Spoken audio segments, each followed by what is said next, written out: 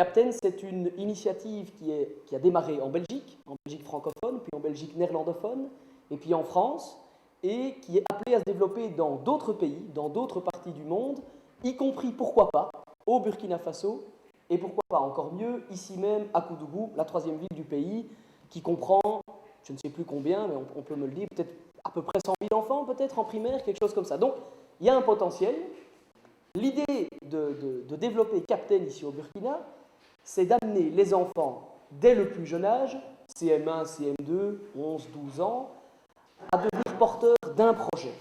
Porteurs d'un projet qu'ils vont choisir pour essayer de développer auprès des enfants leur capacité d'entrepreneur, de gestionnaire, leur capacité d'homme, avec un outil pédagogique facile, avec un outil pédagogique que l'enfant s'approprie facilement, qui est adapté à son âge et qui va déjà lui donner envie de relever des défis tout au long de sa vie. Alors Captain a fait ses preuves auprès de 50 000 enfants à peu près en Belgique, à Avignon, à Paris, et nous avons eu l'occasion de rencontrer déjà ici au Burkina des inspections à Koudougou, des directions.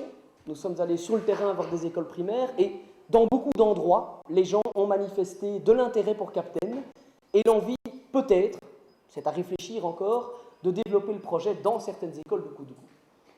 J'ai très vite épousé leur idée parce que tout simplement, j'ai compris que ce que nous avons besoin dans nos pays, en Afrique surtout, est qu'on permette aux enfants, de façon très objective, de pouvoir apprendre en jouant dans un premier temps. Parce que c'est là ça convient à leur mentalité.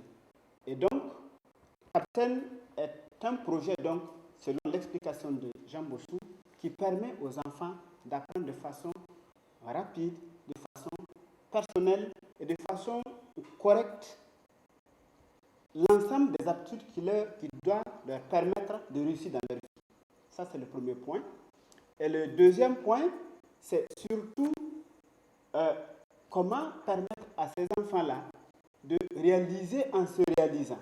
Qu'est-ce que cela veut dire? C'est-à-dire qu'à partir du projet Captain, l'enfant a déjà en sa possession une façon de se prendre en charge, une façon de voir qu'est-ce que je dois faire dans ma vie pour réussir au lieu de s'attarder sur des mots, sur des phrases. Et cela déjà m'a beaucoup convaincu de la façon dont Captain veut travailler avec donc, nos enfants. Ça, c'est un second point. Et le troisième point, excusez-moi.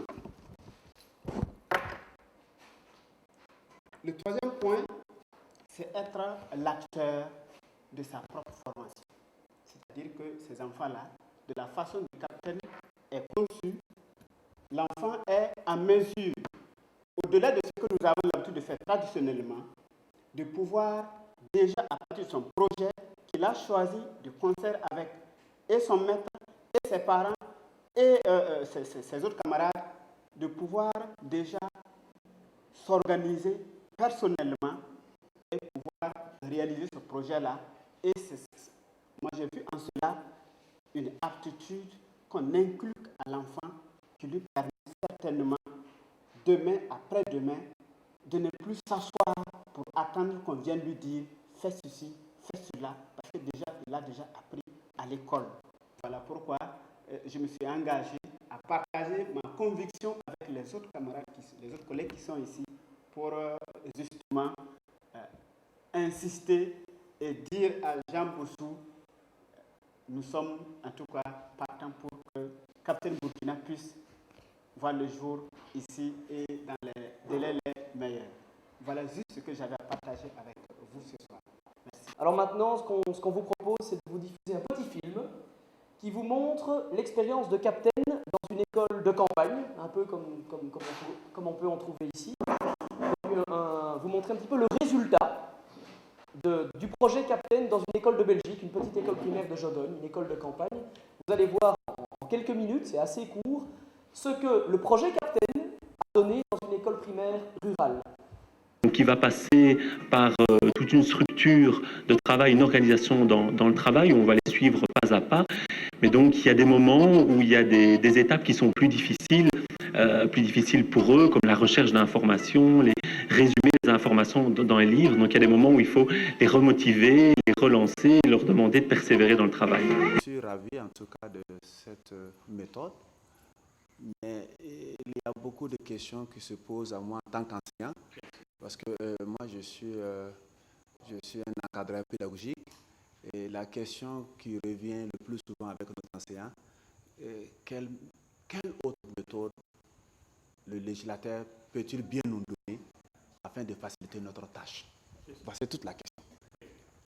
Alors, donc, ce que je viens de voir, je ne maîtrise pas très bien la méthodologie ni la méthode.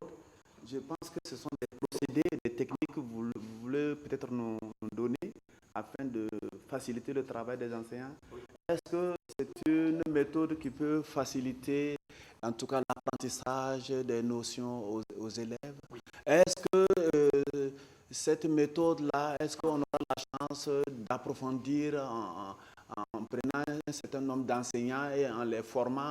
Parce que au sortir de cette maison, est-ce qu'un enseignant à la rentrée prochaine pourra-t-il essayer cette méthode? Autant de questions que je me pose et que je voudrais que vous répondiez avant que nous puissions continuer.